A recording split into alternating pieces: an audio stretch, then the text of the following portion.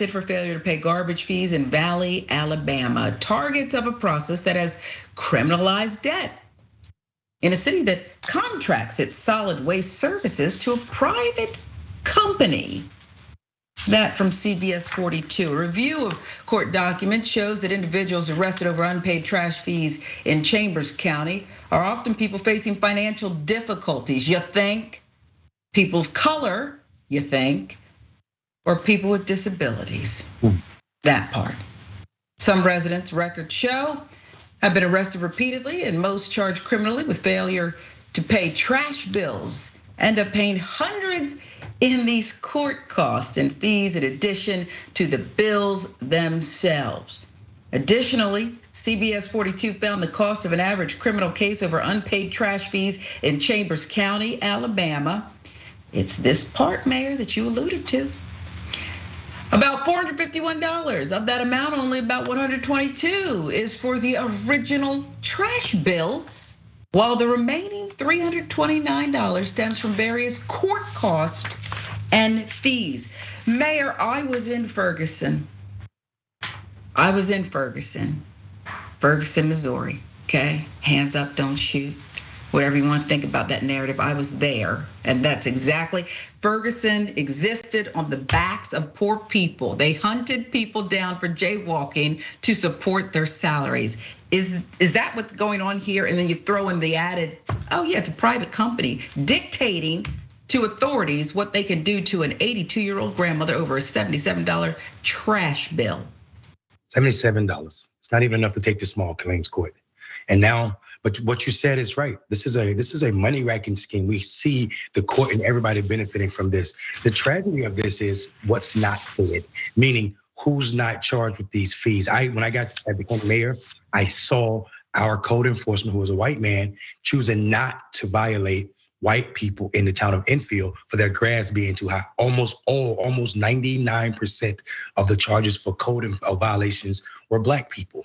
So when you think about that, you see how this system works. It's what's not said, who's not charged. And then you see the majority of the people are people with disability and people of color that are charged. And I bet it's people with disabilities that make up even more of those charged. And I think that is absolutely disgusting in itself.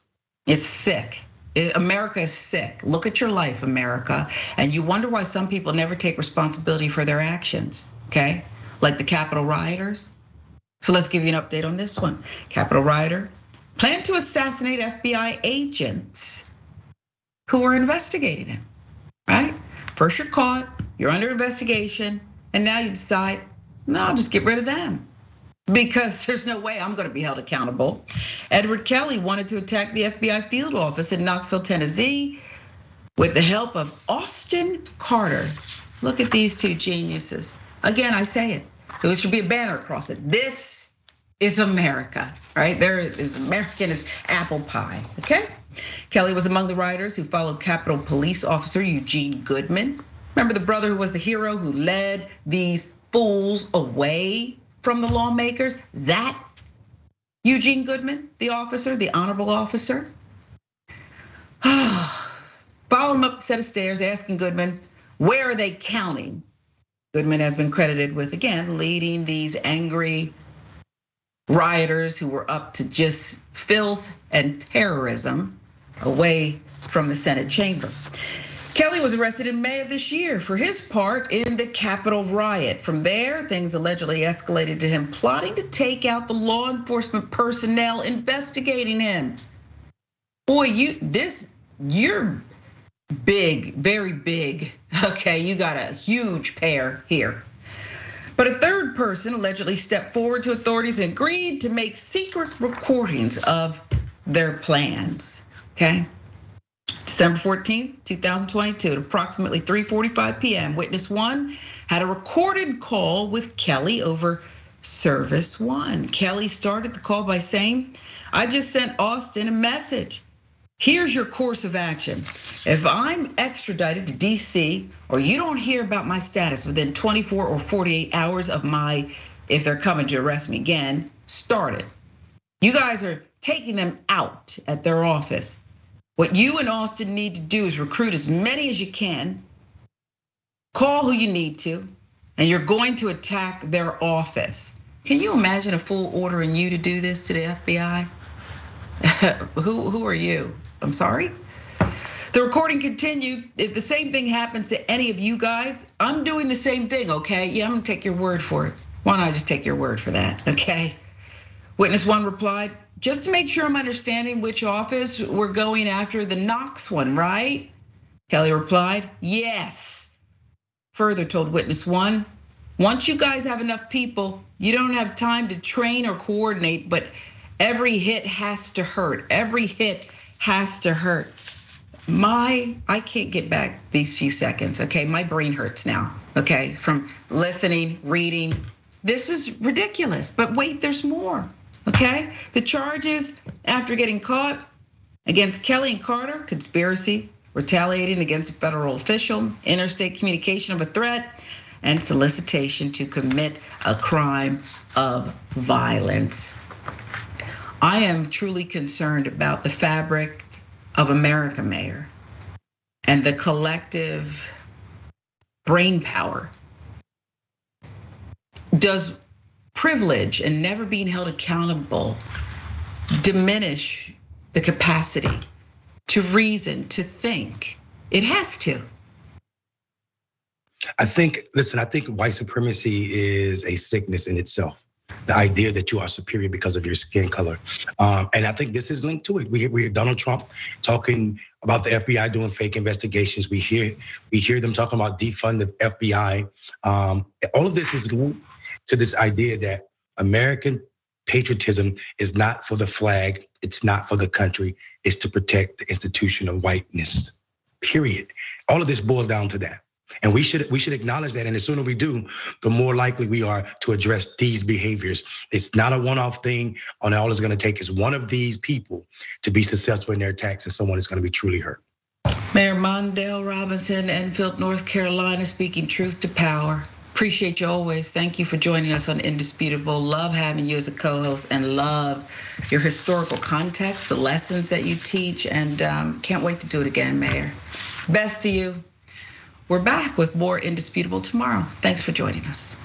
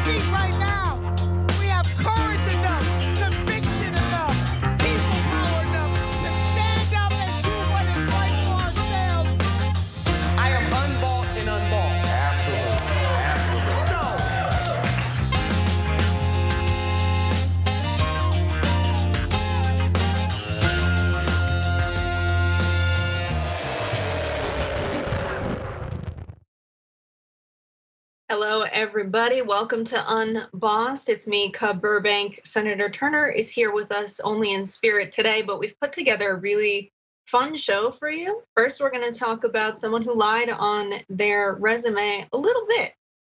Maybe some of you out there have lied on your resume. Guarantee this person took it 10 steps further. Then we're going to talk about Rishi Sunak, the prime minister in the UK, who made a hilarious faux pas. And then more of Joe Biden not keeping his promises. And here to break it down with me is Rayyvana, the host of Reactions. How you doing, Ray? I'm good. I'm happy to be on here with you today. And then you'll be on with me tomorrow on Watchlist. So back to back, Jessica and Ray. Will the audience be able to handle this much awesome? I don't know. Double dose of the dynamic duo.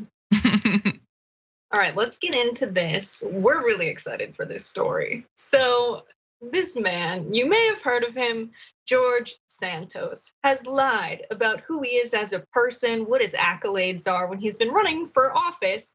He won his election, so this is very interesting. It's not just his college and work history, it's really about who he is as a person. Here's his smug shot, as we like to say.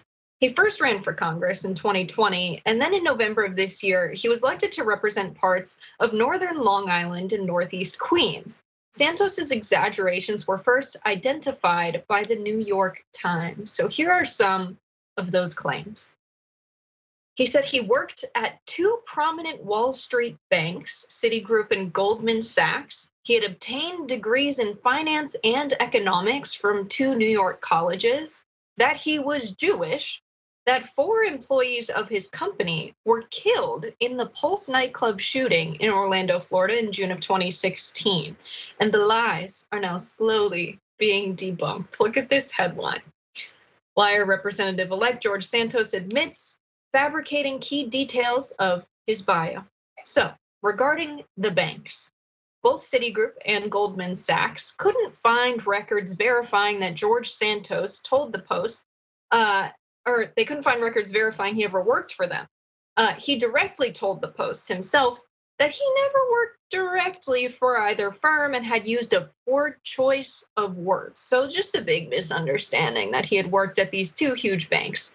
Then regarding his financial education, so his collegiate background, he acknowledged he didn't graduate from any institution of higher learning at all. He said, "I'm embarrassed and sorry for having embellished my resume. I own up to that. We do stupid things in life." Then regarding being Jewish, and this is the kicker for me, honestly.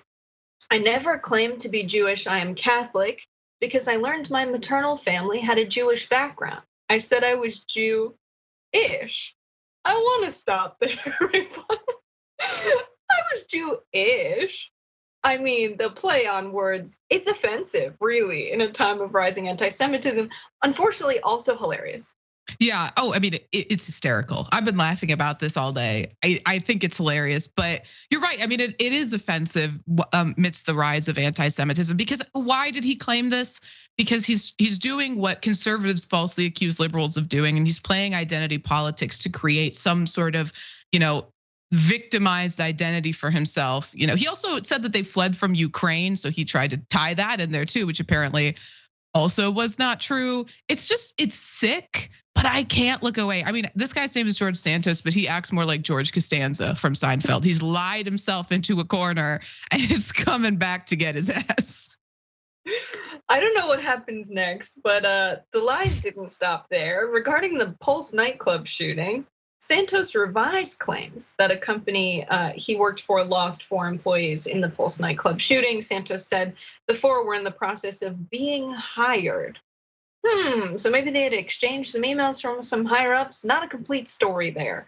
Then finally, he stated, "My sins are embellishing my resume. I'm sorry." I mean, to use the word sins there, like, oh, you guys are accusing me of such terrible things. All I did was a little resume embellishment when I was running for public office to represent people. So a bunch of other politicians decided to call him out on Twitter. Here's what Ted said. GOP Congressman-elect George Santos, who has now admitted to his whopping lies, should resign. If he does not, then GOP leaders should call for a vote to expel Santos for Congress. So, I mean, Kurt Bardella said he's committed fraud. I would say, at the very worst fraud, at the very least, I mean, he lied to voters and didn't make good on his campaign promises, which is pretty much what everybody else does, that you're going to represent people. You have this background. Turns out he's not the guy he said he was. That happens pretty often, but these lies are extreme. And what's weird is we don't know if they helped him get elected. We really don't. I mean, maybe the lies that he worked for big banks helped him get elected, but the lies that he was a gay Jewish man did not. We really don't know. But of course, as Rayyvana said, I think the conservatives are going to make the case that this plays into the classic liberal identity politics, which it does. But we don't know if this is why this guy won. It's a weird thing to do, and I'm not sure what his motivations were. Rayyvana? Yeah, I mean, I think his motivations were to shift to the center more, not politically through his policies, but through these identities, so that he could frame himself as a more moderate candidate and be more, to appease more of the liberal centrist voters in New York. So he wasn't presenting himself as a far right, individual politician, as opposed to a moderate conservative, despite the fact that once he gets to Congress, he'll vote just as he would if he ran as like a far right Trumper. But to the constituents of the district who voted for him and now feel like they, got dealt a bad hand, it sucks. There's nothing they can do.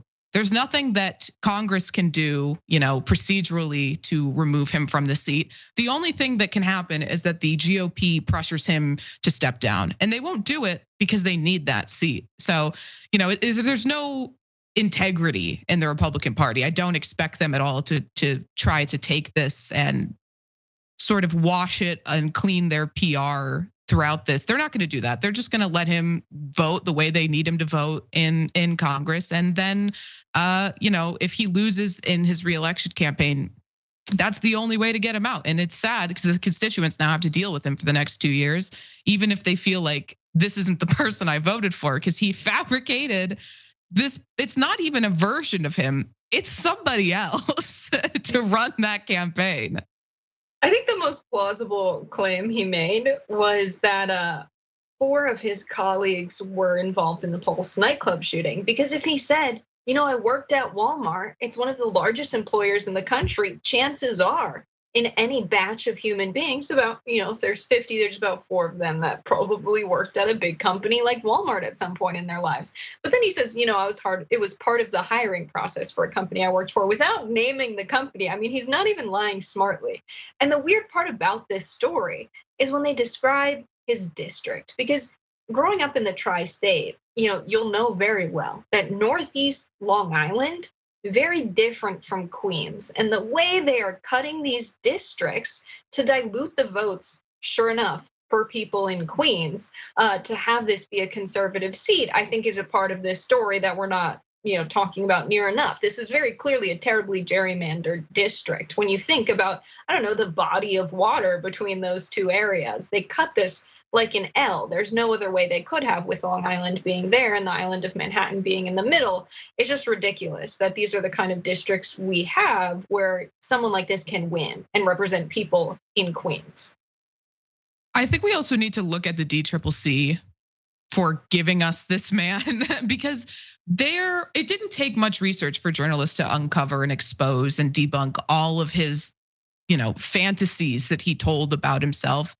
Why couldn't the DCCC conduct meaningful oppo research to get this information out to the voters before they voted? It's ridiculous. I mean, and I'm always saying that the Democratic Party is a party that wants to lose. They run like they want to lose. Their, policies are as if they want to lose. Everything they do is like, you're just attempting to lose. And you see the same thing here. If they had just done a little bit of research, invested a little bit of time and effort into a winnable district, they could have won. And instead, they were sitting on their hands. I don't know what they were doing. It's ridiculous.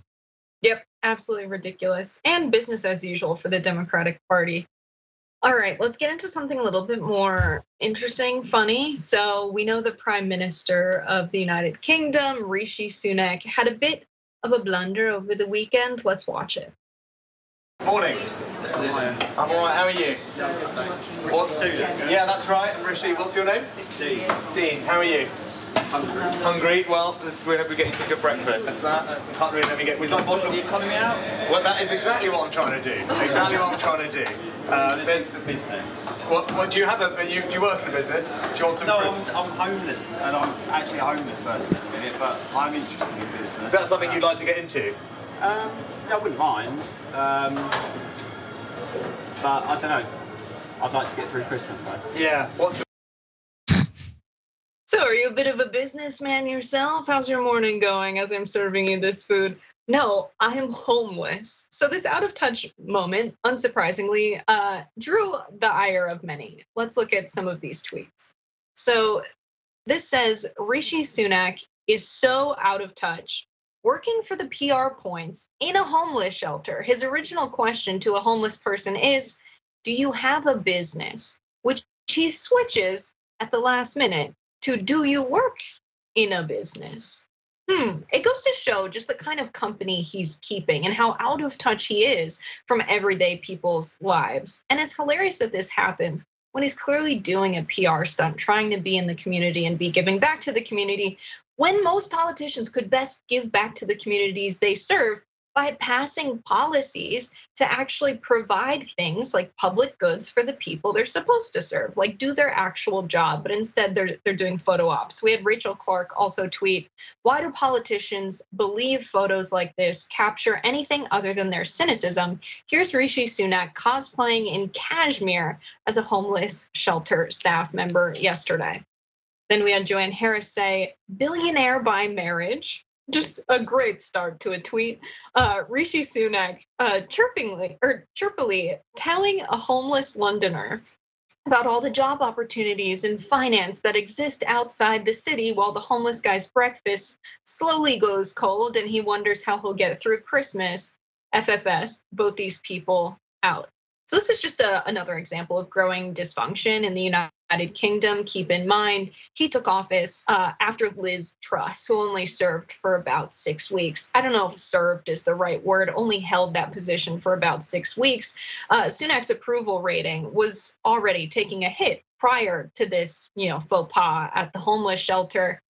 Labor leads by 14 points. Let's look at this headline as Rishi Sunak's approval rating dips. I would love to see a Labour prime minister in office in the United Kingdom.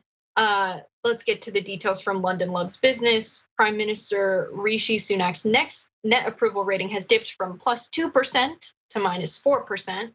30% approve of the job he is doing, while 34% disapprove. I mean, Liz Truss was an easy act to follow. Somehow he is still failing. Rayyvana, what do you make of this? Yeah, I just can't. I was laughing hysterically. I know they couldn't see me, but just at him asking that question. But what really got me was when he asked as a follow-up, would you like to get into business? Like, sir, this man wants to get into housing. I don't think his primary concern is getting into the stock market or opening a business. He wants shelter. His basic needs need to be met. And you're exactly right, highlighting how disconnected he is from the actual experience of people, living in the country that he is supposed to, be in charge of, and just the absolute complete lack of awareness he had in that moment. It's just emblematic of who he is as a politician. But ultimately, what's so sad about it is that Rishi Sunak left there and went to, his very nice house and had a wonderful, nice Christmas with his family.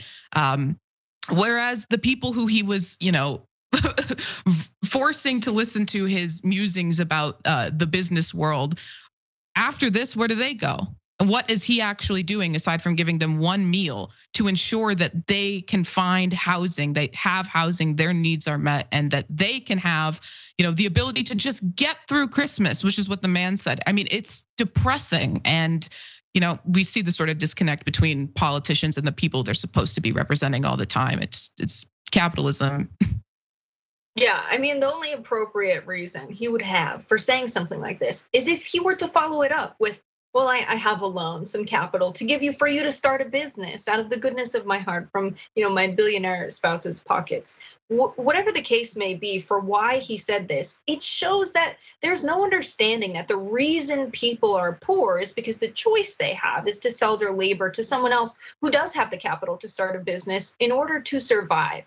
This disconnect is there because there are some people who have always lived within the capitalist class, people who have money that they can make more money off of, whether it be through the stock market, through starting their own businesses. And then there's an underclass of people that are literally living in a recession in the United Kingdom.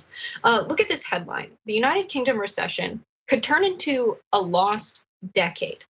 So given the trouble that the UK is in right now, and what their prime minister is doing is photo ops to make it seem like he's helping out by serving food, no doubt that he didn't donate or make himself.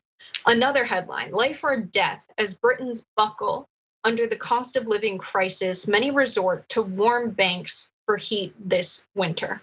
And this, overall, crisis estimated that around 227,000 people were experiencing the worst forms of homelessness, rough sleeping in vans and sheds, and stuck in B&Bs across England, Scotland, and Wales in 2021. So people are struggling to pay their energy bills when they do have homes in the United Kingdom to stay warm this winter. But there are many people who are houseless across the United Kingdom. And this guy has the audacity to ask someone who is in a shelter if he would like to get into business, because that's the kind of small talk he's used to. That's what he talks to his friends about their business ventures. His everyday conversation isn't, hey, how are you doing? How are you feeling this morning? Like, how are you feeling about the holiday? Like, can I get you anything else from this spread of food? There's no sense of treating someone else like a human being. It's all about business transactions. And that's reality for most of the ruling class, the people who run governments all around the modern world and the West. It's really sad. But this is who's leading the United Kingdom right now. Not a big step up from Liz Truss. Rayyvana? Yeah, I also just want to point out that at the beginning of that interaction, he said, I'm trying to fix the economy, because that was what the man was like. What are you going to help the economy? So it makes sense that someone like Sunak, his mind would go to business. Oh, that's asking about the business sector. Whereas for the average person living in the UK, or honestly anywhere, the average working class individual or poor individual, that's not what the economy is. It's not about businesses being successful. It's about, can I afford to feed myself? Can I afford shelter? Can I afford the necessities for me and my family? Whereas, that's something Sunak's never experienced in his life. So he wouldn't immediately connect the two, but it's his job to know how the economy is impacting individuals that he's meant to be representing. And also just quickly want to touch on the article that said that it's life or death. And I know people might think that that was a little bit dramatic, but it is quite literally life or death for people in the UK with the massive increase in the costs of electricity. People are freezing. People who are housed are freezing to death in their houses, particularly elderly people. And this has been going on for a long time, far too long for the UK to have not done anything effective to intervene. And it is just sad. I think the crazy thing about democracies across the world right now is that so often the person who's the head of state, who supposedly is supposed to represent people, has no idea what everyday life is like for these people. But oftentimes they have access to the kind of wealth and capital within their own personal circles that could address many of the national problems they face. I mean, this person's spouse is a billionaire, comes from a billionaire family. The amount of money that is and the kinds of problems that could solve, I mean, just a simple redistribution of wealth could address many of the economic problems within the United Kingdom. And it's just disgusting that this is supposed to be someone who's a head of state, who's supposed to fix the problems and represent people when they have access to the capital that could fix many of the problems they've been elected to address. It doesn't make any sense. If they actually cared about those problems, they would resolve them in their personal lives. They're running for public office to have power and do the bidding of corporations like they always have. All right, we've got to take our first break. We'll be back after this.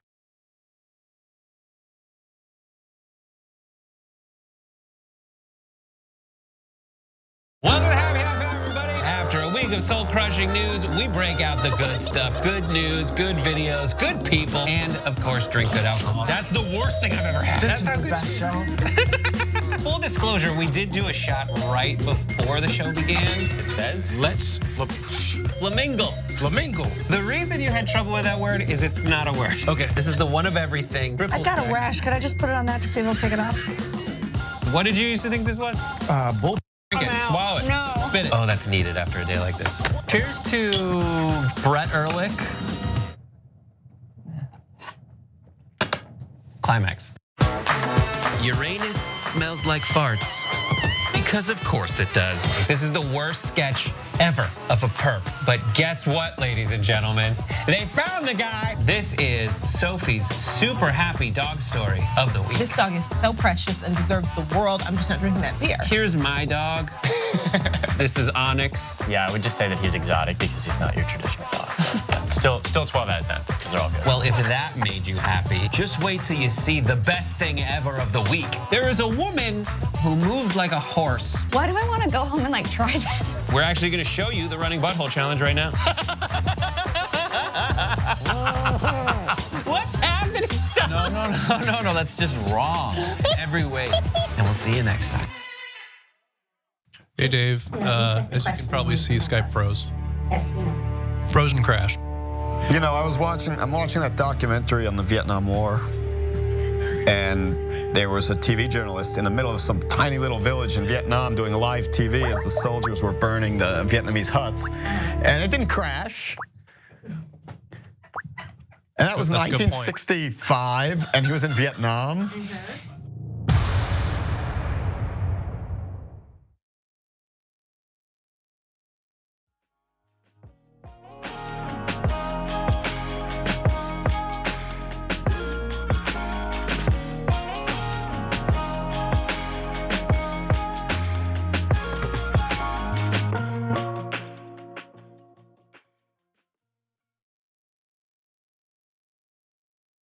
All right, it's Jessica and Rayyvana back on Unbossed, and Vicky, who says, yay, yay, Jess and Ray.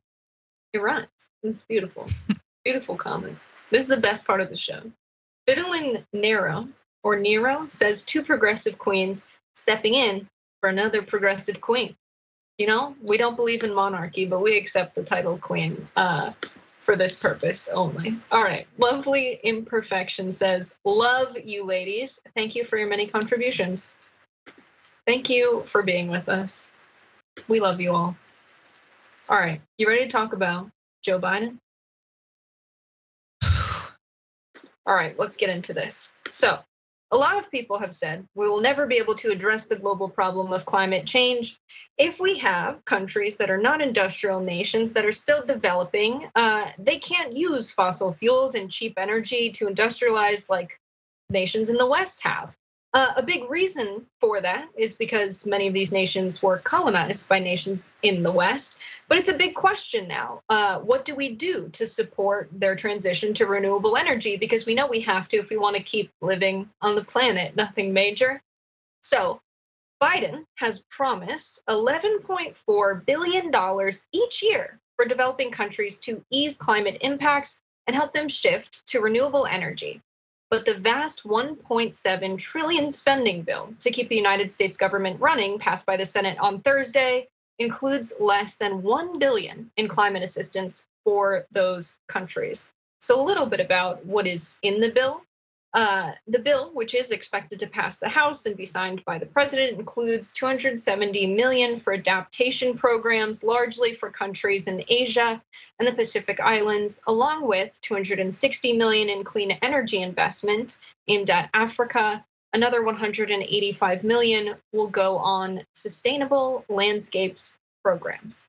So when we think about how much has been promised each year, 11.4 billion, and only 1 billion being given, I just think about how much money US-based multinational corporations have extracted from developing nations, nations that we promised this money to. How much money have we made over them over the centuries, where we've exploited their labor and extracted their resources, oftentimes having friends in the State Department ensure that the CIA would coup anyone who was unfriendly to our extraction of their resources or exploitation of their labor.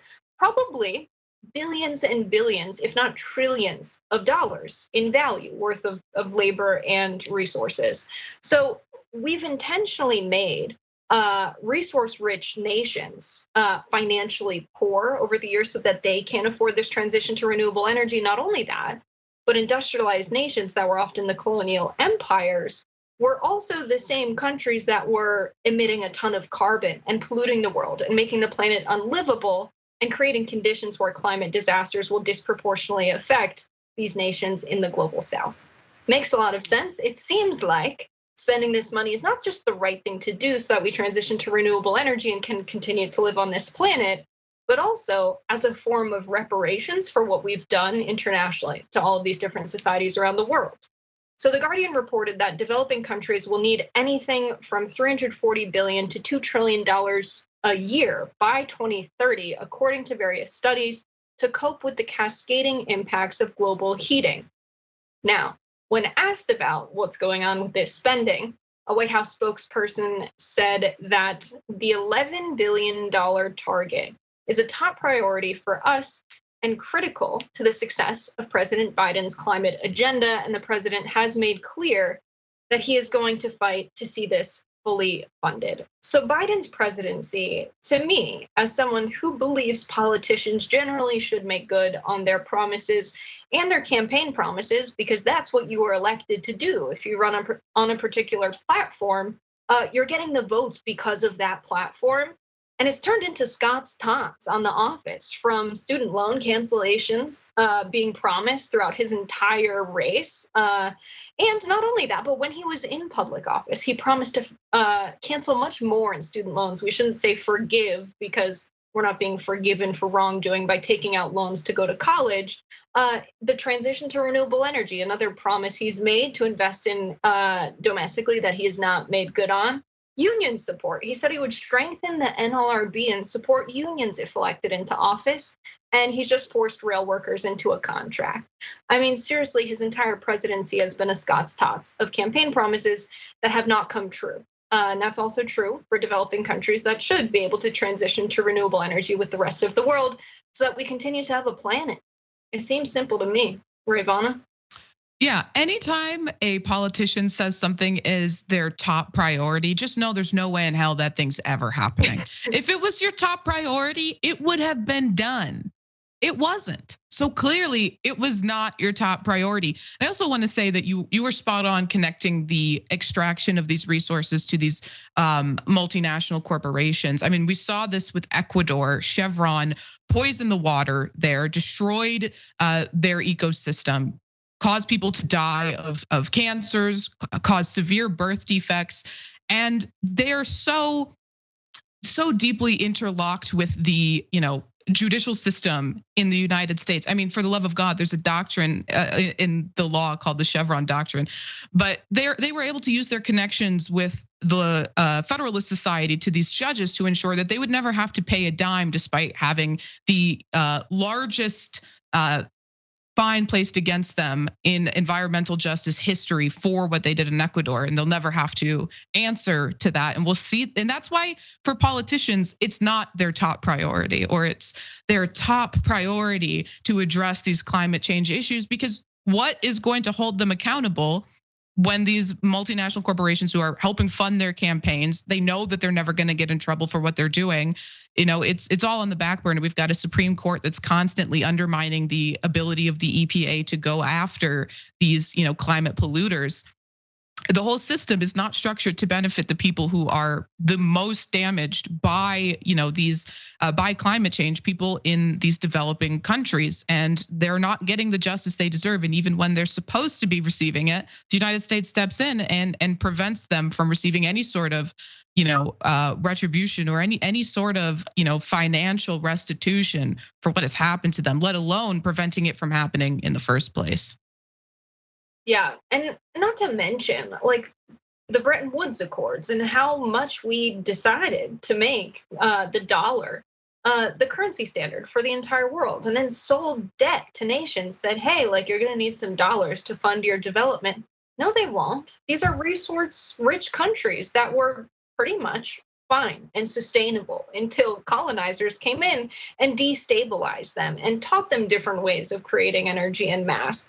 I mean, to address this as if it's like the United States helping out developing countries that are struggling, it doesn't make sense, because really, we created the instability in so many of these countries. And if it wasn't the United States, it was another imperial power in the West that should also be giving some of their wealth to the transition to renewable energy to address a problem that they've created. And the way that the framing is in mainstream media, that it's some form of charity whenever nations in the West are giving any kind of financial support or technological support to other countries, it doesn't make sense, because all of their wealth was extracted and stolen. And then we destabilized them politically and tried to impose Western values upon them and Western religions upon them. That's extremely destabilizing for a society, let alone the way we've couped democratically elected leaders in government for resources as well. And then to say, you know, it would be really nice of us to give them $11.4 billion. It's a top priority for us. We haven't done it yet. How many more days do we have? 3 days, Joe, to make good on that promise. Why promise the 11.4 billion in the first place? It does not make sense to me. All right, we're gonna go to another story. And this story, it's more neoliberalism. These damn neoliberals have me saying WTF neoliberals. We will now kneel. Miss Cinema, no. You have a problem figuring out whether you're for me or Trump, and you ain't black. It was LBJ said that I think the difference between liberals and cannibals is cannibals don't eat their own family, you know, and I think there's a constant sense among Democrats that we're really awful, I think, to each other. We don't talk about Biden's accomplishments enough. We don't tout them. You hear a lot of complaining on the Democratic side. All right, so Chai Komanduri is saying that we are being too tough on Joe Biden. I think we need to be even tougher on him. We just ran a story about him promising $11.4 billion to developing countries to help them transition to renewable energy. And so far, 1 billion of that has been pledged with about 3 days left in the year. But it's especially when he's not taking care of workers at home as well. Look at this headline. Biden signs bill averting rail workers' strike despite lack of paid sick days. I mean, seriously, you have workers that have to promise to be on call if they take a sick day for, I don't know, they're in the hospital where they want to witness the birth of their child and they're not even the one sick. They don't have any sick days. And so they make deals in exchange with their bosses that they promise to be on call. That means they could get in from a shift, from doing a 12-hour driving of a freight train. They could get home, get into bed at 11 p.m. when they get back from the terminal, and then get called back in at 3 in the morning and have to go off again because they've promised to be on call. They have given up their entire lives for their jobs. And that's just an everyday worker in the United States of America. And Biden has decided, you know what, it's okay to have these workers have these predatory contracts, taking away the one thing they can do, which is withhold their labor to get their message across. Legally now, they cannot do that. Then we have the student loan debt crisis. Biden's 2022 solution to student loan debt could fall apart in 2023. Now, we know that the education secretary has the legal power to cancel student loan debt. That's very clear. There was a memo about this. The fact that it's being challenged in court in the administration is not making this a top priority. And when you have strategists like Chai saying, you know, we've got to be easier on Biden, why is your priority not fighting for the working people that are trying to go on strike for a better contract, or the students who were tricked into taking student loan debt out by bankers who no doubt wanted to make money off of them? Why is that not your priority? Why instead are you saying we've got to be nicer to Joe? Doesn't make sense to me. Then we have the consequence of this being Republicans narrowly winning the House, which is ending full Democratic control of Congress. It's almost like Joe Biden failing to make good on his promises is what got us in this position. So yeah, we do need to be harder on Joe Biden. And here is just a laundry list of his incomplete campaign promises. So, provide universal pre-K for 3 and 4-year-olds. Raise the national minimum wage to $15 an hour. Codify Roe versus Wade. Create a public health insurance option. Get the COVID-19 pandemic under control. Then we have some more incomplete and failed promises. He promised to work with Congress to set up a pathway to citizenship for undocumented immigrants, ban assault weapons, repeal certain tax cuts that Trump approved, implement police oversight commissions, provide families with up to 12 weeks of paid family and medical leave. So he ran a huge campaign with very ambitious progressive promises, and he's running his administration like he's a neoliberal. Rayyvana? Yeah, so many of these like Democratic strategists just have what seems to be a child's understanding of politics. Like the real issue right now is that we're not being nice enough to Joe Biden. And he's saying this on MSNBC, which hasn't exactly been very hostile to the Democratic Party or to the Biden administration throughout his tenure thus far. They haven't run very many stories highlighting the, broken promises of the Biden administration.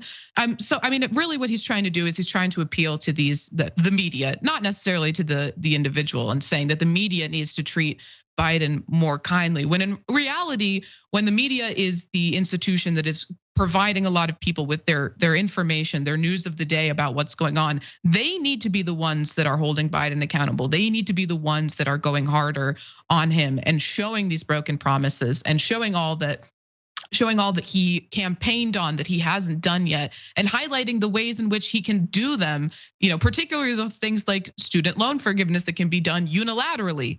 Doesn't have to go through Congress, but they continue to run this tepid defense of him and saying like, maybe he needs to go through Congress to do it, so it would be a stronger case for it. I mean, it's sad, and to see that and I said before, the Democratic Party is a party that loves to lose. If your strategist's like key idea for how to win the White House again in 2024 is to be nicer to the president, I mean, just kiss every election goodbye from now on.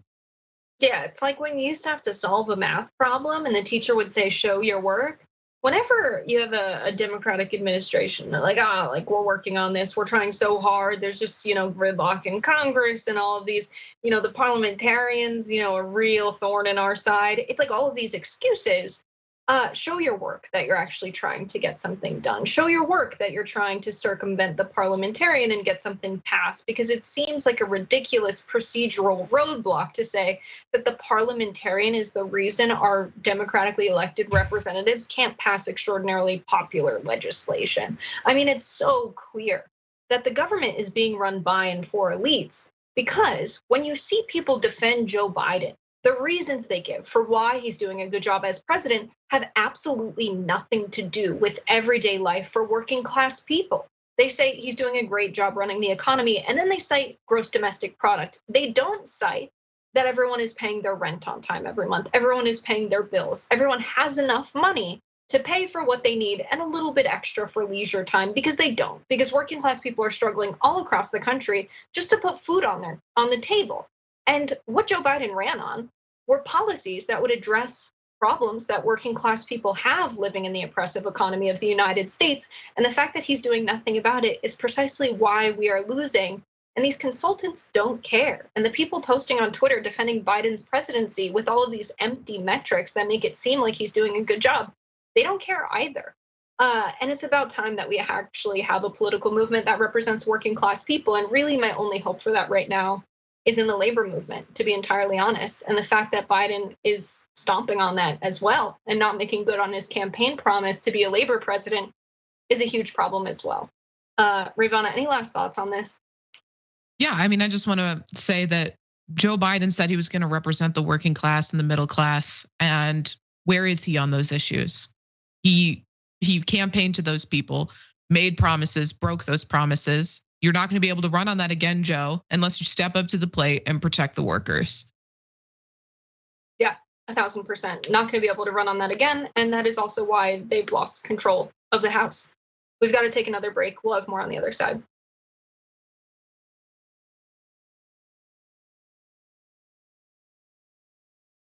We're very honest that we're progressives. We call the Young Turks homo progressives, and we support progressive candidates. There has been this reemergence of political activism, especially among young people. This weekend was the second Women's March, both across the US and across the world. So these people are not simply marching, they're not simply talking, they're also running for office. And when they do run, they're gonna make a difference. Joe Crowley is congressman from New York. He's very powerful. Why? He raised a lot of money. But there's someone finally challenging him. We need to have representation that advocates as fiercely for working class people as possible from this seat. If candidates like Alexandria Ocasio-Cortez even get a little bit of media attention outside of what the Young Turks does, they have an excellent chance of winning. She's gonna win. She's gonna win. 68% reporting. The majority of Americans want Medicare for all. So I don't care what you and your corporate cronies want. What I care about is what the American people want. We believe in total change. Everything runs on donor money. And that is what we will fight. And that is exactly why they don't like us. We're having fun. It's election night. Alexandria Ocasio-Cortez has defeated Joe Crowley. Here we go again. Ladies and gentlemen, we got him. Down goes Crowley. Down goes Crowley. Down goes Manafort. Down goes Cohen. Populist left wing with a gigantic victory in Mexico. Senator Gillibrand, you have made a pledge to no longer accept corporate PAC money. Women came out in record numbers in the primaries. They said, you'll be lucky to get one candidate. We now have 12 that have won their primaries. Bezos and Amazon announcing that they are going to go to a 15-hour minimum wage. We're making progress. Let's keep going. Many of these women made history. The biggest victories, all women of color. Rashida Tlaib and Ilhan Omar, Sharice Davids and Deb Haaland. For a long time, we have not had progressives in power. It's going to be something to behold. Welcome to Happy Hour, everybody. After a week of soul-crushing news, we break out the good stuff. Good news, good videos, good people, and of course, drink good alcohol. That's the worst thing I've ever had. This is the best show. Full disclosure, we did do a shot right before the show began. It says, Let's flamingo. Flamingo. The reason you had trouble with that word is it's not a word. Okay. This is the one of everything. I've got a rash. Could I just put it on that to see if it'll take it off? What did you used to think this was? Bull. Drink it, swallow it, No. spit it. Oh, that's needed after a day like this. Cheers to Brett Ehrlich. Climax. Uranus smells like farts. Because of course it does. This is the worst sketch ever of a perp. But guess what, ladies and gentlemen? They found the guy. This is Sophie's super happy dog story of the week. This dog is so precious and deserves the world. I'm just not drinking that beer. Here's my dog. This is Onyx. Yeah, I would just say that he's exotic because he's not your traditional dog. Still 12 out of 10 because they're all good. Well, if that made you happy, just wait till you see the best thing ever of the week. There is a woman who moves like a horse. Why do I want to go home and like try this? We're actually going to show you the running butthole challenge right now. What's happening? No, that's just wrong every way. And we'll see you next time. The rest of the news media says you should not fight for positive change. If you do, you're not really a reporter or a journalist because reporters and journalists don't care what happens. I don't agree. That's not written anywhere. That's not a law. It's just a rule that they invented so that reporters didn't actually challenge the people that are in power. Well, we don't agree with that. We think we should challenge the people in power, that actually makes you a better journalist, not a worse one.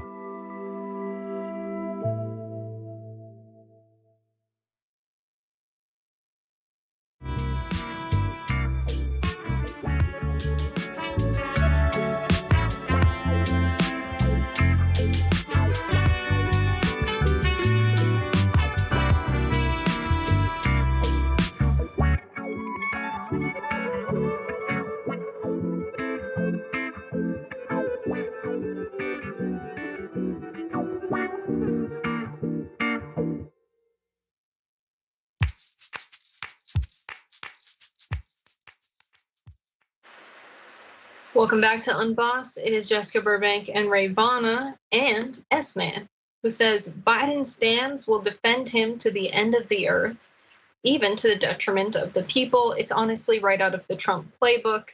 It's pathetic. I think that's interesting. Just the fact that Biden is someone capable of creating a cult of personality. I think it says more for the Democratic Party than it does for Biden. Then over on Twitch, Duo says, the future for TYT looks very bright with the fantastic co-hosts we have today. Freaking awesome. With many flames emojis. And then YouTube super chat. Donald Trump Bone Spurs. That is a great username. Says, Joe, do not a damned thing. Okay. I think doesn't do a damn thing. But vote for me anyway, cause Obama, Biden. Yeah. Pretty much. Yeah. Championing the legacy of the president who came before him, and actually the movement that was behind Obama in the first run that kind of fizzled out when he decided not to run as a progressive. But still, many people really like Joe Biden because they trusted him because he was Obama's vice president. All right, let's get into this. Trigger warning that the next story we're going to cover does mention sexual assault against women, but this is a great video. Let's watch. Hombre, para violar a una mujer, para agredir sexualmente a una mujer, necesita hacerse pasar por una mujer. A las mujeres no nos ponen en riesgo las personas trans, nos pone en riesgo la desigualdad salarial, la sobrecarga de cuidados y los agresores machistas. So if you didn't get what the text on screen there, what she was saying was, she said, no man needs to impersonate women, to rape women, to sexually assault women. Trans people do not put us at risk. It is wage inequality, women's care burden, and sexist male aggressors that put us at risk. Just a really powerful speech at a time when so many people are saying that we cannot have transgender women in women's restrooms because it is a risk of violence, when in fact most violence against women is coming from cisgender men. The data supports that. So the World Health Organization reported that estimates indicate that globally 1 in 3, so 30% of women worldwide have been subjected to either physical and or sexual intimate partner violence or non-partner sexual violence in their lifetime. So Marjorie Taylor Greene decided to tweet the following. She said, don't ever talk to me about equality again until biological women's rights and privacy are protected. Turning your head, allowing and championing the cancellation of real biological women and their right to compete in their own sports by biological men is not equality. But even worse is repeating the same decisions when it comes to biological girls' bathrooms, camp cabins, dorm rooms, and biological women's rape clinics, prisons, and healthcare. If you supposedly care so much, then actually care about real biological girls and women too. The logic here doesn't hold. And someone from the UK, Lucia Osborne Crowley, tweeted this out, which I think encapsulates just how convoluted the logic, the likes of people like Marjorie Taylor Greene who speak on this topic have fallen into. Just the logical fallacy is insane. So she tweeted out 16 years ago, I was violently raped in a McDonald's bathroom by a man who I thought would kill me when it was over. Today, I ducked into a McDonald's bathroom to check my makeup on the way to Buckingham Palace to talk to Camilla about rape reform and ending violence against women. A bunch of people saw this tweet and started spreading the kind of nasty right-wing rhetoric that women will be subject to violence in bathrooms if trans women are allowed into them. And she decided to take to Twitter to say this. People are using this tweet to further their transphobic agendas, so I just want to say none of that is welcome here. Using a story like mine to argue that trans women shouldn't be allowed in women's bathrooms is despicable. I will always fight for trans rights. And so I really like the viral video from the equality minister in Spain because she very, very clearly says that actually violence against women is a problem and trans women are not the perpetrators of this. In fact, the opposite is true. So this is from the Williams Institute at UCLA, and they were the first institute to do research that assesses someone's sex assigned at birth against their current gender when it comes to them being the victims or perpetrators of crime. And what they found is that transgender people, ages 16 and up, are victimized over 4 times more often than cisgender people. Transgender women and men had higher rates of violent victimization, 86.1 and 107.5 per 100 people respectively, than cisgender women and men, 23.7 and 19.8 per 1,000 people respectively. So by spreading this narrative that by allowing transgender women to be allowed in spaces that are dedicated for women, that somehow puts women at risk when we're doing next to nothing about addressing violence against women perpetrated by cisgender men. We're pretty much covering for men by trying to make it seem like transgender women are the problem, but we're also putting transgender people at risk by spreading this narrative that is not backed in the data. So really good response from the equality minister in Spain, who is being pressed on this topic by a member of parliament there. We have the same problem in the United States. Maybe we could use an equality minister here to debunk Marjorie Taylor Greene and the likes. But this is a really serious issue. Rayyvana, I want to bring you in on it. Yeah, trans people who use the bathroom of their gender identity are significantly more likely to be the victims of a crime while using that bathroom than they are to perpetrate a crime. And it's not even close. I mean, and that's why you never hear these stories about, the conservatives love to prop up this idea that trans people are pretending to be trans to use a bathroom so that they can, perpetrate these crimes against women. Where are the crimes then? Show me the crimes. They don't have any examples because it's just not happening. And I'll just say this too, don't ever let a TERF or a transphobe tell you that they just want to protect the rights of biological, meaning cis women. Because if you are a cis woman like I am, and you stand up for trans rights like I do, those same TERFs will turn around and start to speculate as to whether or not you are considered a woman under their worldview of what it means to be a woman. They'll discount you from their movement that supposedly is meant to support cis women specifically. I mean, and it's absurd. It's truly horrifying when trans people are, being so highly persecuted in this country, but it is reassuring to see someone at that high level, like the woman in Spain, standing up for trans rights and standing up for women's rights. Yeah, and to see in the United States, people who are, members of the Party of Freedom, we have too much government, et cetera. And yet we have government officials telling people how they should live their personal lives and how they should identify, so much so that they should restrict which bathrooms they would want to use, which is a very intimate decision. It doesn't seem like the Party of Freedom to me, especially considering the fact that transgender people make up between 1% and 2% of the population in the United States. And yet they've made this an everyday conversation when it comes to American politics. When so many people are struggling to keep food on the table, it really tells you what their priorities are. So we're gonna go to our next story. This is one you've probably heard all about. People love talking about the weather, but we're experiencing some very extreme weather. Winter storms have hit hard. Watch this. The cold Christmas storm bringing heavy snow, strong winds, and brutal temperatures. New England's deep freeze seeing its coldest Christmas Eve high temps since 1975. New Jersey had its coldest day Friday in nearly 4 years. Central Park's high just 15 degrees. And this morning, Buffalo still reeling from a historic blizzard. It is devastating. It is going to a war zone. Overnight, Western New York's death toll climbing. Nationwide, now nearly 50 deaths blamed on the past week's winter weather. Absolutely devastating. If you traveled through an airport or you know anyone who tried to travel on a plane, it was probably a nightmare for them. A lot of people just trying to visit their loved ones over the holidays have been left in a bind. Look at this headline from Reuters: Travel insanity. US passengers stranded by winter storm. 2,500 flights canceled. Furthermore, the unhoused are again at the brunt of this extreme weather. US shelters saw an influx of homeless seeking help amid life-threatening winter. Fears about safety of unsheltered people raised as freezing blast of weather sweeps Great Plains and Great Lakes regions. It's just another reminder about the brutal power of Mother Nature, what the consequences of climate change and extreme weather will be. And it's also a reminder that storms like this are not just a problem for people who are traveling, who have the luxury of taking a plane to visit their loved ones. It's a huge problem for people who are living on the streets, who freeze to death when we experience these weather conditions. So this headline is very interesting from the New York Times.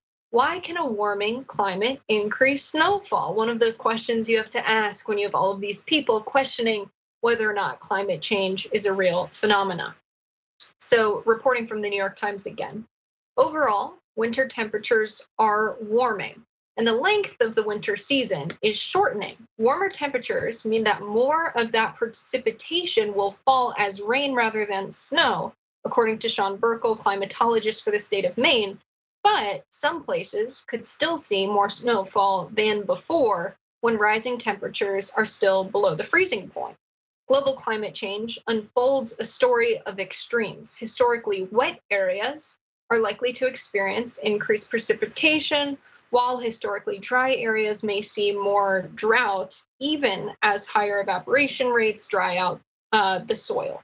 So it's really a story of extremes. That's why the main problem with climate change is that we have coastal areas that will experience more flooding, not only because of rising sea levels, but because of the increased severity of storms.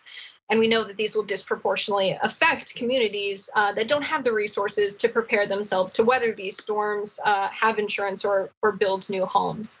I want to watch this last video we want to show you regarding the winter storms, because this is kind of a feel-good story. Let's watch. But Christmas in Buffalo did come with some unexpected holiday hope. Alex and Andrea Campagna say on Friday a bus full of Korean tourists heading for Niagara Falls got stuck outside their Buffalo area home. So I said, come on in, everybody, because you're going to be here for a while. Without hesitating, the couple welcomed 10 strangers in for 2 nights, sharing homemade Korean food and the Bills game with new friends. That's so nice. Really lovely story. I don't know why you'd want to visit Buffalo of all of the places. No shade to Buffalo. Been to Buffalo, great place. It's just that there are other places that aren't as cold and maybe are more interesting. Perhaps they were seeing Niagara Falls, not really sure there. But the other thing that strikes me about this story is, like, if this was an unhoused person who didn't have access to a shower for a few days, or someone that you had seen in the streets before, would you be as willing to let them in just because of how they look? And why is that? I think that's an important thing to interrogate, because there are people who are stranded on the streets all of the time. But during the holidays, we love a story like this. But the class consciousness in me tells me that there's some troubling dynamics here as well. Rayyvana?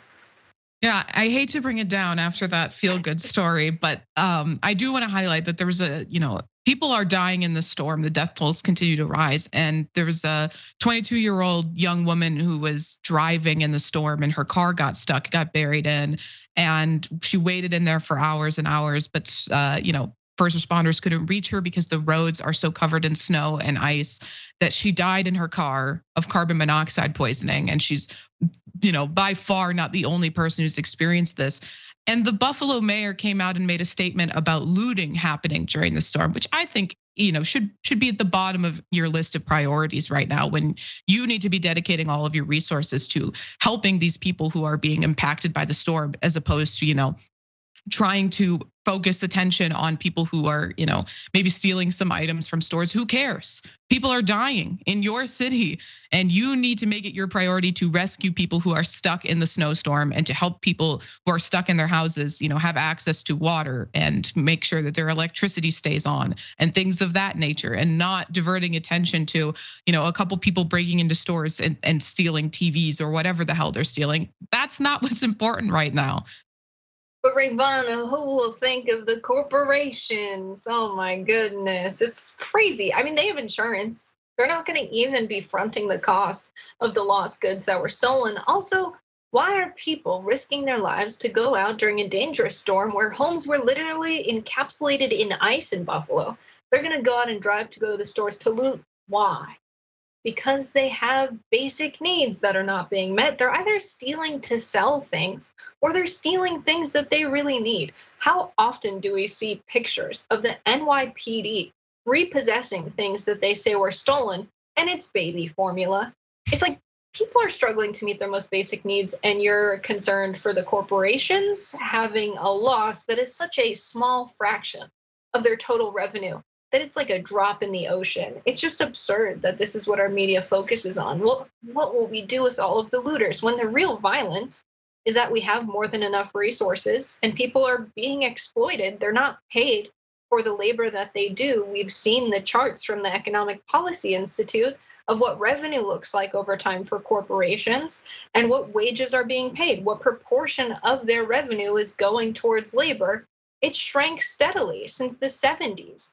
It's such a small fraction that it is so glaringly obvious that workers are not paid for the value of their labor, and then they are deprived of basic necessities. It's not hard to allocate public funding to pay for housing, especially when you consider we have 552,000 homeless people and about 16 million vacant units in the United States. It's an allocation problem, and it's intentionally ignored, and people are literally freezing to death.